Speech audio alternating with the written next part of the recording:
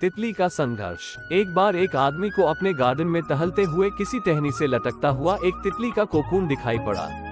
अब हर रोज वो आदमी उसे देखने लगा और एक दिन उसने नोटिस किया कि उस कोकून में एक छोटा सा छेद बन गया है। उस दिन वो वहीं बैठ गया और घंटों उसे देखता रहा।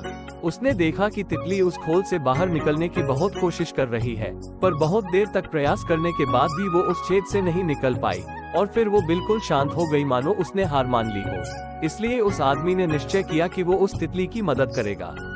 उसने एक कैंची उठाई और कोकून की ओपनिंग को इतना बड़ा कर दिया कि वो तितली आसानी से बाहर निकल सके। और यही हुआ, तितली बिना किसी और संघर्ष के आसानी से बाहर निकल आई, पर उसका शरीर सूजा हुआ था और पंख सूखे हुए थे।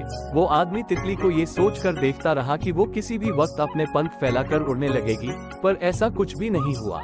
इसके उलट बेचारी तितली कभी उड़ ही नहीं पाई और उसे अपनी बाकी की जिंदगी इधर उधर घिसकते हुए बितानी पड़ी।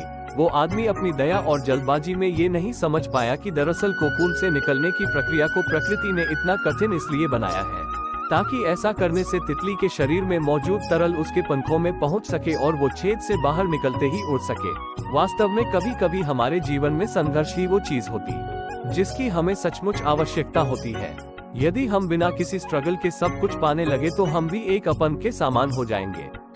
बिना परिश्रम और संघर्ष के हम कभी उतने मजबूत नहीं बन सकते जितना हमारी क्षमता है।